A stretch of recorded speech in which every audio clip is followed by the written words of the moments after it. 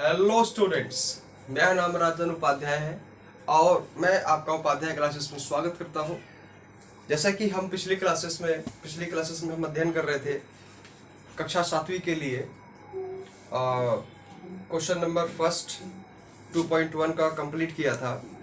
उसमें 8 क्वेश्चन थे। अब हम 2.1 का ही पार्ट सेकेंड क्वेश्चन करेंगे और ऐसे ही अन्य क्वेश्चन भी इसी में ही करते हुए चलेंगे। ठीक है, क्वेश्चन नंबर 4 स्टार्ट करते हैं। ठीक है, क्वेश्चन नंबर 4 है, क्या कहता है? A rectangular sheet of a paper is 12 सही 2/1/2 सेंटीमीटर लॉन्ग। एक कोई रेक्टेंगुलर शीट है जिसकी जो लंबाई है 12.5 सेंटीमीटर है और 10 सही 2/3 सेंटीमीटर उसकी चौड़ाई है, विड्थ है। तो फाइंड इट्स पेरीमीटर, तो उसकी जो पूरा परिधि है अर्थात पूरा जो उसका परिमाप है ये बताइए कितना होगा। एक आयताकार कागज की लंबाई 12 सही 1/2 सेंटीमीटर और चौड़ाई 10 सही 2/3 सेंटीमीटर है, तो कागज का परिमाप ज्ञात कीजिए। क्वेश्चन ये पूछ रहा है, आसान है, कुछ नहीं है। जैसे एक कोई कागज है, रेक्टेंगुलर शीट है, इसने हमको जानकारी दिया रेक्टेंगुलर शीट है, तो इसकी लेंथ और ब्रेथ, लेंथ कितनी दे रखी है 12.5 इतना सेंटीमीटर दे रखा है और ब्रेथ दे रखी है हमको 10 सही 2/3 सेंटीमीटर ये दे रखी है। तो आपको क्या निकालना है इसकी पूरी क्या बोलते हैं, मतलब पेरीमीटर का मतलब क्या होता है कि अगर आप मैं किसी या फिर कोई या फिर आप या मैं अगर यहां से मैं चलना शुरू करूं और दोबारा मैं घूम फिरा के उसी पथ पे चलते हुए उसी पाथ पे चलते हुए दोबारा उसी पे एक चक्कर लगा लेना, तो जिसका एक चक्कर होगा बाहर का उसके पाथ पे, तो वो एक पेरीमीटर कहलाता है, एक परिमाप होगा। ठीक है, परिमाण बाहर का और उसका माप, बाहरी जो माप है टोटल वो निकालना है। ठीक है, हाँ, पेरीमीटर। ठीक है, तो कैसे होगा, इसका एक फॉर्मूला भी है और विदाउट फॉर्मूले से भी कर सकते हो, कोई दिक्कत नहीं है। देखो फॉर्मूले से करके देखते हैं कैसे होगा। जो सॉल्यूशन है इसका, यहां पे रेक्टेंगुलर शीट है, ये आयताकार शीट है। आयताकार शीट का मतलब यहाँ पे क्या है कि ये क्या बात कर रहा है, आयत में या रेक्टेंगुलर शीट में या फिर रेक्टेंगल का जो पेरीमीटर का जो फॉर्मूला होता है वो क्या होता है। अगर मैं लिखूं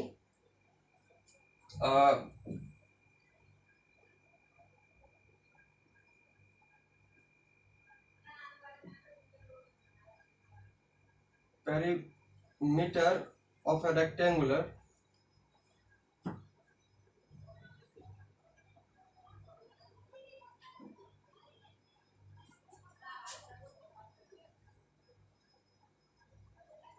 शीट बराबर कितना होगा, जो फॉर्मूला है आयताकार शीट का जो पेरीमीटर होगा, जो फॉर्मूला होगा वो ठीक बराबर होगा किसके, L + B। ठीक है, ये कहां से आया मैं यहां समझा दिए देता हूं आपको। जैसे ये देखो, ये क्या है L और ये भी क्या है L और ये क्या है ब्रेथ और ये क्या है ब्रेथ। ठीक है, देखो अगर मैं पहले चलना शुरू करता हूं यहां से, मानो तो यहां से गया, पहले एक लंबाई कवर करी, ठीक है भाई, फिर मैं यहां से गया यहां तक कवर करी, ठीक है भाई, B कवर कर लिया, फिर यहां से यहां तक किया तो फिर मैंने L कवर कर लिया, फिर यहां से यहां दोबारा पहुंच गया उसी पॉइंट पे जहां से मैंने चलना शुरू किया था, और वह पॉइंट क्या है, खुद अपने आप में वह एक B है। ये वाला पॉइंट, यहां से चलना शुरू किया फिर यहां पे आ गया, ये एक पेरीमीटर एक चक्कर हो गया। तो अभी देखो आप, एक L और एक L मिलके कितना हो गया, 2L + 1B मिलके 2B हो गए हैं। ठीक है, अभी कॉमन देखो क्या है, 2 है, तो 2 को कॉमन के तौर पे बाहर निकाल लिया, अंदर बचेगा क्या, इतना, और यही तो फॉर्मूला होता है। ये पेरीमीटर ऑफ रेक्टेंगल शीट है।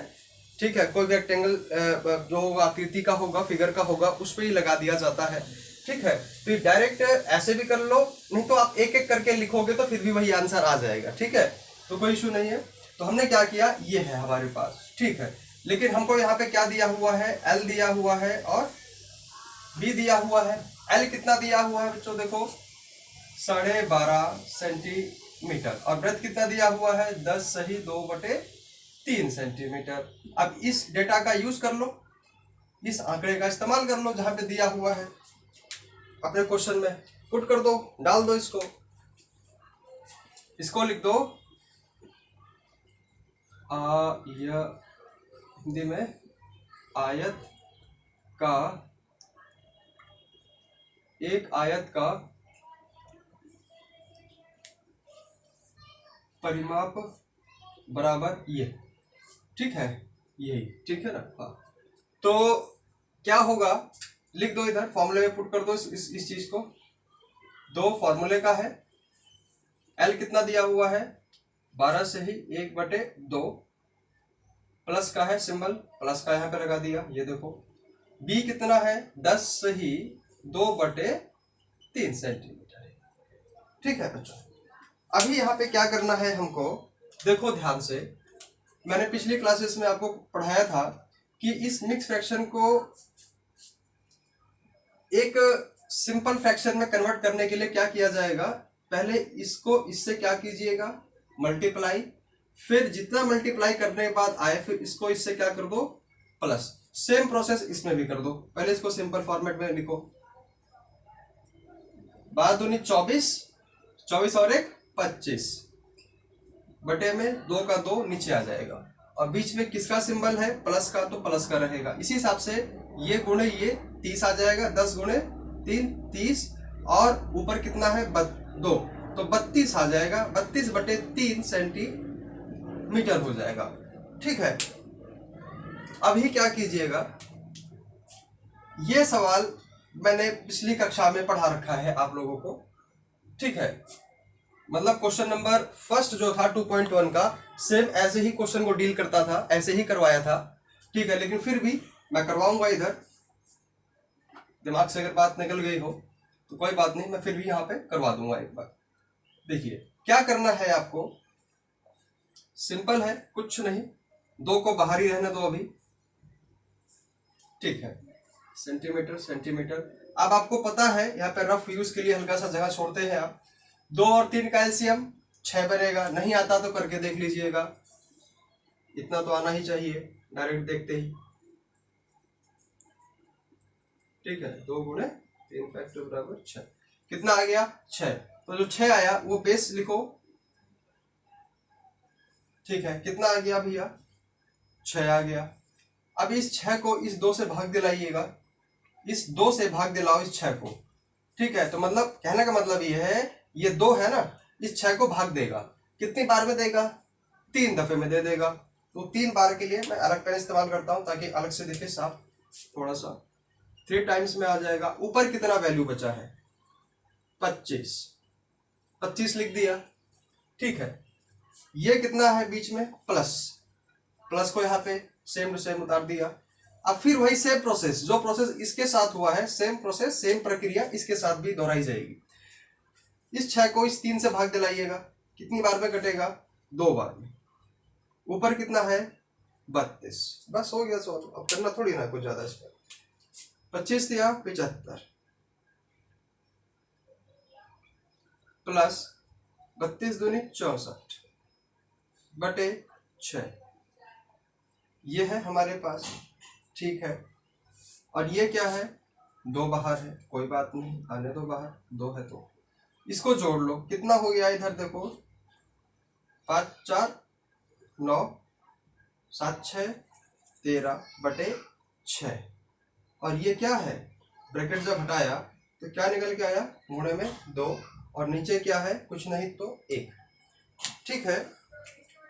तो क्या कीजिएगा, अब क्रॉस कट सकता है, आमने सामने देखो क्या होता है, आमने सामने तो क्या होता है मल्टीप्लाई, लेकिन क्रॉस क्या होगा, ऐसे ऐसे और ऐसे, ऐसे क्या होगा, डिवाइड हो सकता है, ठीक है। ये इसको काट सकता है, या ये इसको काट सकता है, या इसको ये काट सकता है, या इसको ये काट सकता है अगर संभव संख्याएं हैं तो। ऐसी कुछ दी हुई हैं जो कटने योग्य है तो काट सकते हैं। लेकिन अब यहाँ पे देखो कौन किसको काट सकता है, लेकिन आमने सामने तो मल्टीप्लाई होगा। ठीक है, यहाँ पे देखो ये 2 काट सकता है इस 6 को कितने टाइम्स में, 3 बार में। ठीक है, तो अभी क्या निकल के आया मेरे पास, ये वाला तो पूरा हिसाब किताब ये तो पूरा खत्म ही हो गया। ठीक है, बचा क्या फाइनली मेरे पास 139 ऊपर 139 अपॉन में 3 सेंटीमीटर निकल के आ गया।